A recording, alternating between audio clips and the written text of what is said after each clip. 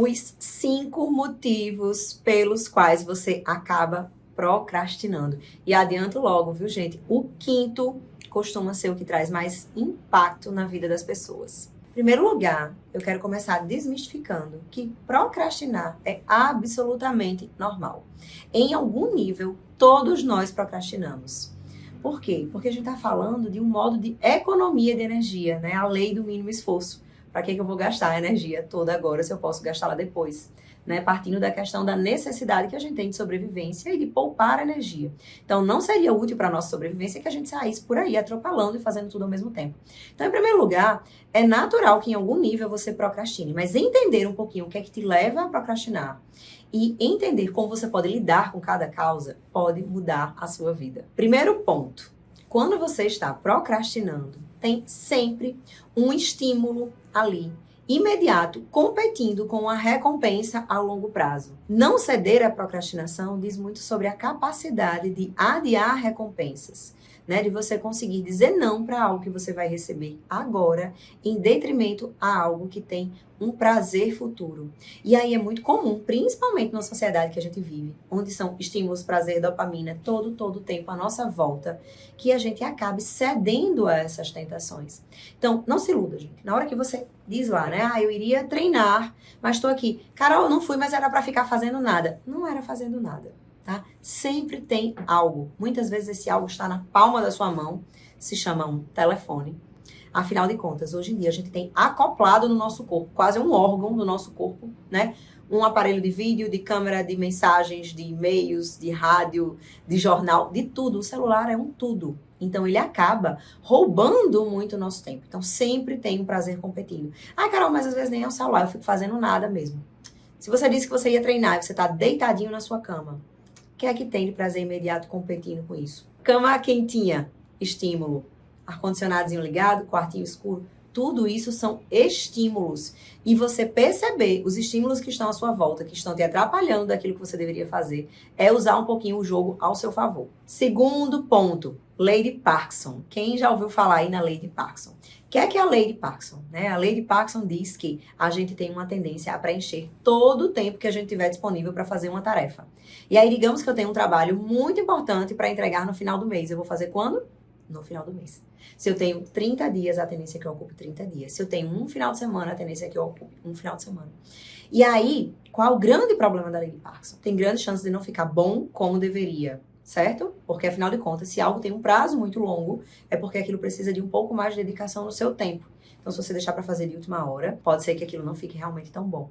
Segundo ponto, pode ser que aconteça alguma intercorrência e você não consiga fazer. Tem uma tendência a pessoa ir criando uma crença que é o quê? Mas dá certo. No final sempre dá certo. E esse no final sempre dá certo acaba sendo um reforçador de que, eu sei que no final das contas sempre vai dar certo, eu vou deixando, e realmente vai dando, poderia estar melhor, mas ainda assim tá ok. Mas em primeiro lugar, isso é extremamente ansiogênico, né? Porque dá certo às custas de quê? Às custas de muita ansiedade, de muito estresse para você poder dar conta daquele objetivo. Às custas, às vezes, de algo que poderia ter sido feito melhor e que não foi.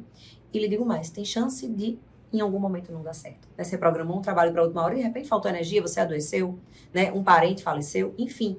E aí você não cumpriu aquilo. E lhe digo mais, ainda que sempre dê certo, você está criando um hábito, uma maneira de agir na vida. E qual o problema? Tem situações que elas não vão ter prazo. E talvez nessas situações você nunca comece, ao menos que aquilo se torne extremamente urgente. Por exemplo, tinha meta de cuidar da minha saúde, né, uma meta de emagrecimento, mas fui deixando até que eu fiquei doente.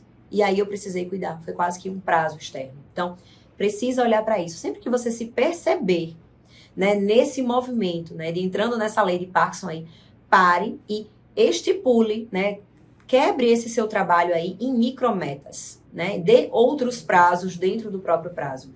Eu tenho 30 dias para entregar o trabalho. Então, primeiro dia aqui, dia X, de 2 horas da tarde até 3h30 da tarde, eu vou separar para fazer a introdução, né? No dia Y, eu vou separar para fazer essa outra parte. E aí você vai criando o seu próprio prazo, para que você não fique à mercê ali daquela última situação que vai gerar muita ansiedade. Terceiro ponto que pode fazer você estar procrastinando.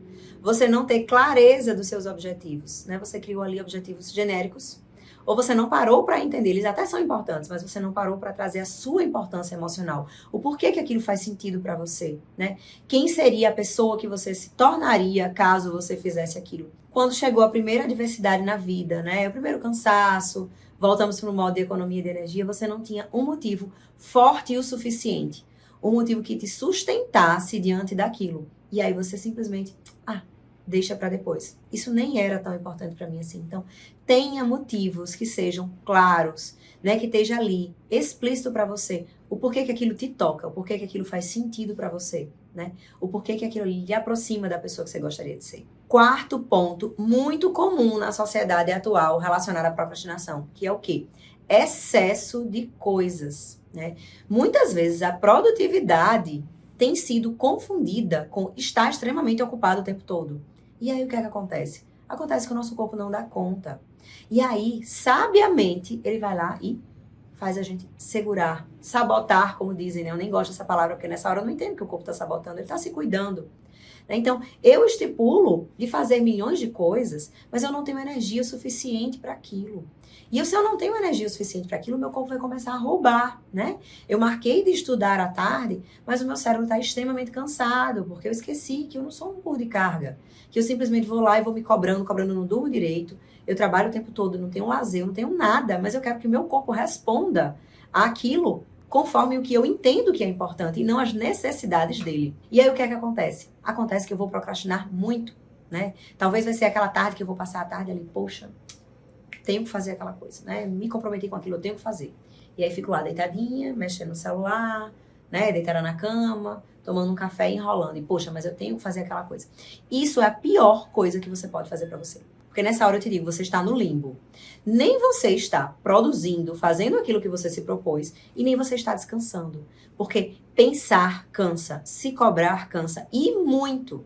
Então vai chegar ao final do dia, você vai estar exausto, vai estar com ansiedade lá em cima, afinal de contas a ansiedade é um alerta te avisando que você precisa fazer algo, você não fez, então esse alerta só fez subir, né?